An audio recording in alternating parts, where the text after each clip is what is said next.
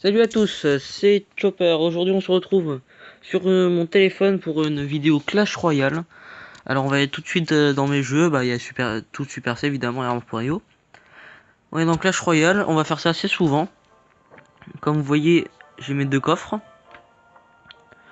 Et dans mes deux coffres, ça se trouve il y a des bonnes cartes. Du coup on va faire ça assez souvent. Je vais filmer des mini pack opening de deux coffres gratuits. On va voir si on arrive à choper quelque chose. Mon objectif serait de choper une légendaire. Bon, c'est impossible, mais faut essayer. On commence maintenant. Allez, c'est parti. Dans celui-là, il n'y a pas de légendaire, c'est garanti. 3 flèches. 4 esprits de feu. Ça va. Second coffre. Encore 2 cartes. 2 squelettes. Malheureusement, il n'y aura pas de légendaire. De toute façon, on aurait pu espérer mieux. Hein. Et aussi, en même temps, je vais commenter un match de TV Royal. Parmi beaucoup. Alors, je vais commenter aujourd'hui un match qui m'a beaucoup fait rire.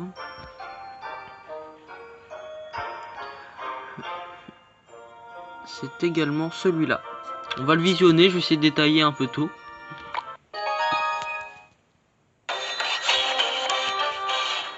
Du coup, on va y aller en 1x1.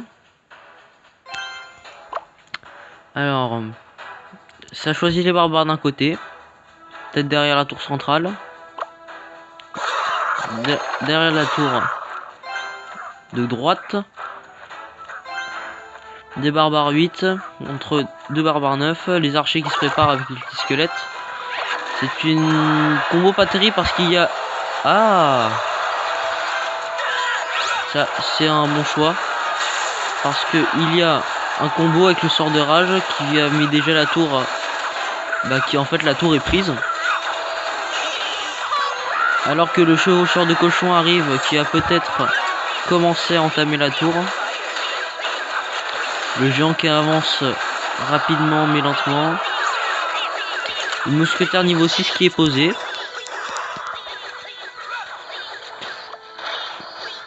Un deuxième géant qui est posé. Avec des petits gobelins. Les gobelins qui vont pousser le géant. Oula, un Arc-X niveau 3. Qu'est-ce que ça va faire? Je crois que ça va focus la tour. Pensons. Ouais, c'est sûr. Alors il reste un sort de poison au cas où s'il met un truc. Un coup pour le barbare. Qui ne va pas mettre. Il suffirait de mettre deux archers d'un côté. Mais pas à peine de se brouiller pour ça. Peut-être mettre un chevaucheur. Sur un barbare qui vont se mettre derrière. Derrière une tour j'imagine. Voilà celle de gauche maintenant. Alors il devrait pas laisser les quelques barbares se prendre à sa tour de droite parce que sinon à un moment ça va s'amasser. Voilà, c'est mauvais. Là ça commence à être moyen là. S'il défend pas la droite, il va se faire prendre la tour de droite. Il se les fait prendre. Ah, on a 2 tours partout, ça va être très très serré. Là ça va être un 2 contre 2. Attention hein. Qu'est-ce qui va gagner? On voit un sort de rage qui ne va peut-être pas suffire. Si, peut-être, aller assez vite. Et qui gagne alors que 31 points de vie à la tour d'en face. Alors qu'un poison se préparait. Il a eu énormément de chance.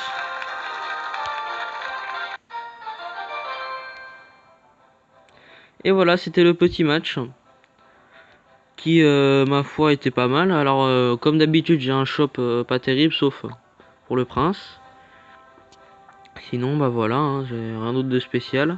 Vous voyez que j'ai beaucoup de gemmes parce que j'ai gémé quelques coffres.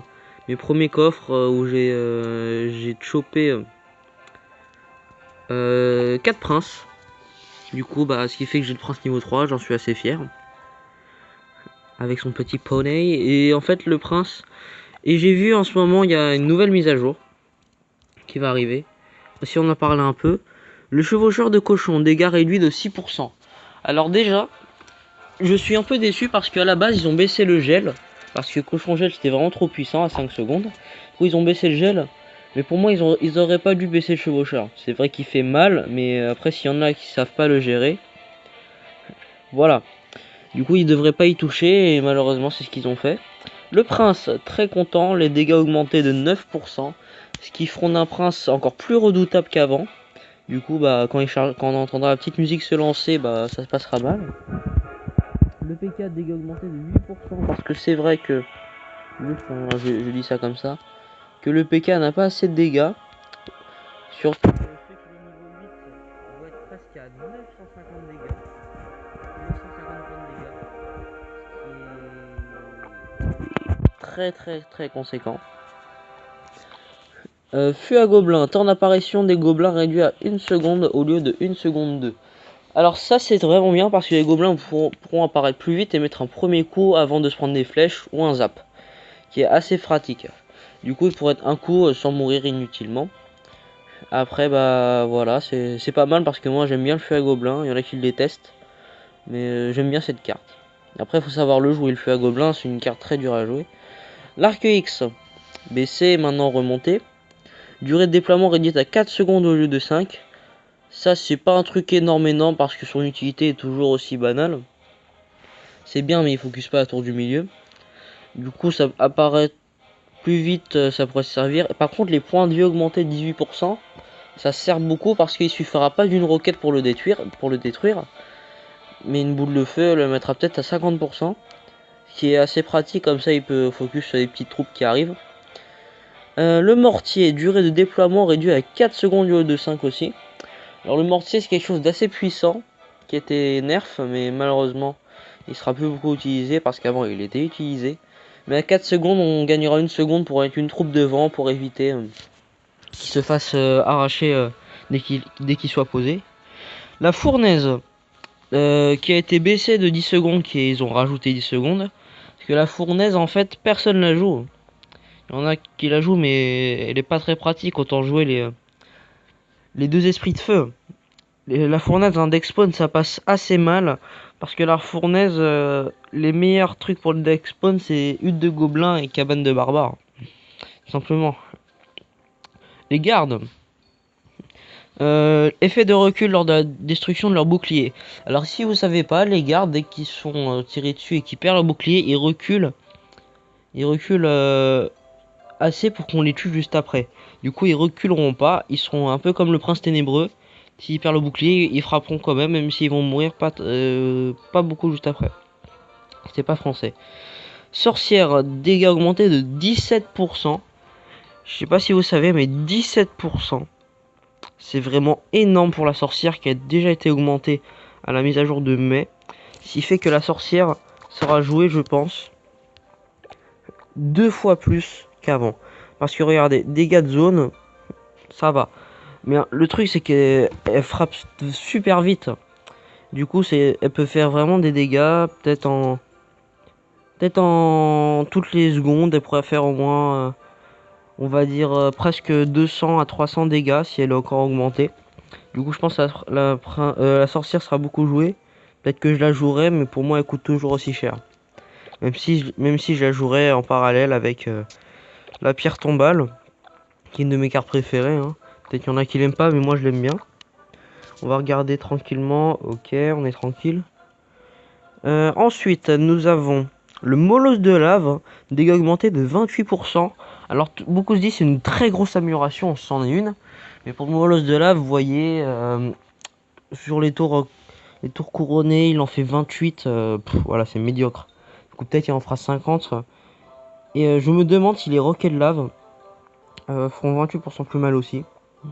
Je sais pas, c'est... Les squelettes, alors ça, ils auraient pas dû y toucher.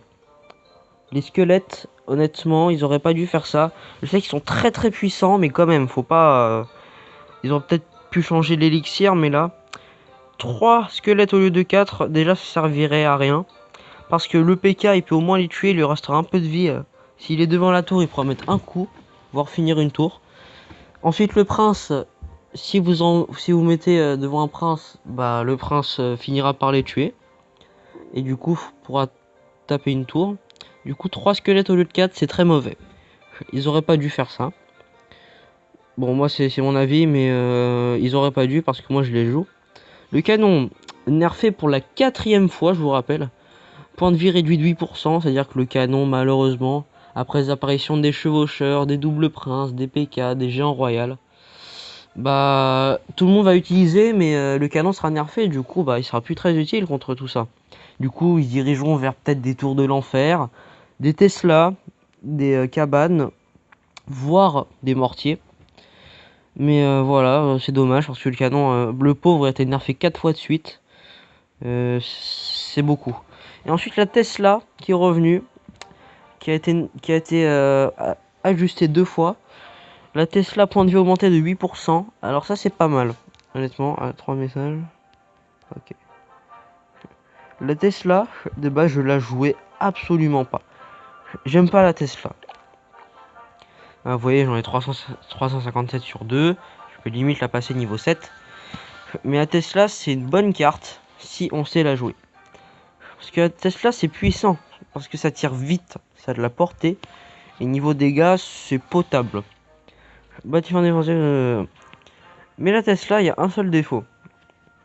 Bon, c'est vrai, elle reste sous terre, elle prend pas de dégâts, mais la vie, c'est vraiment rien du tout. Parce que, ok, elle met 40 secondes à mourir si on la touche pas, mais si, je sais pas, une mousquetaire arrive, ça termine la Tesla en 2-3 coups. Mis à part qu'elle coûte assez cher pour un truc comme ça, j'aurais mis peut-être à 3. Mais voilà, ça n'a pas la même utilité que beaucoup de choses. Voilà. Je vous le dis. Donc c'est tout pour cette vidéo, j'espère que ça vous aura plu. La prochaine vidéo peut-être sera sur un autre opening de coffre, voire un pack opening de peut-être 2 ou 3 super coffres magiques. Ce truc. Alors comme je suis qu'en arène 5, je peux avoir que 13 épiques, mais en arène 5, j'ai accès aux sorciers de glace et en même temps au bolos. Alors entre les deux, je préférais le sorcier de glace. Mais même si j'ai le bolos, je suis content, j'ai au moins une légendaire. Et après, je vais essayer de faire un truc. Parce que honnêtement, je vous le dis honnêtement, hein, je peux pas monter jusqu'à l'arène 7. C'est pas possible pour moi. J'ai pas un niveau exceptionnel. Il faudrait des meilleures cartes. Et j'y consacre pas assez de temps. Mais j'ai pas un très bon niveau. Du coup, bah si je monte jusqu'à l'arène 6, je m'arrête là. Mais si je pouvais aller à l'arène 7, ce sera encore mieux. Parce qu'à l'arène 7, il y a les gardes. Et il y a le prince ténébreux. Le prince ténébreux qui est une de mes cartes préférées. Et si je l'ai, bah j'aimerais bien redescendre jusqu'ici. Peut-être troller, mais j'ai pas envie de trop troller quand même. J'ai envie d'être gentil. Je vais aller des decks avec mes decks à moi, faire un peu exprès de perdre pour les rendre contents. Mais j'ai pas envie de monter plus. J'ai pas envie d'aller dans les trucs légendaires et tout et tout. Si j'ai une légendaire, je descends. Si j'ai si j'arrive à monter et avoir, il me semble que c'est le golem ici. Et avoir un mortier en extracteur, bah je crois que je vais m'arrêter là parce que niveau Clash Royale, je suis pas le meilleur du meilleur. Il y en a qui sont plus forts que moi, hein, si on regarde dans mon clan. Il y en a un qui vient tout juste d'arriver, voilà. Il y a une princesse, la légendaire que tout le monde veut. Mais voilà. Si vous voulez venir dans le clan, n'hésitez pas. Hein. Je vous dis à bientôt. Et à ciao, bye bye. Salut. C'était Chopper.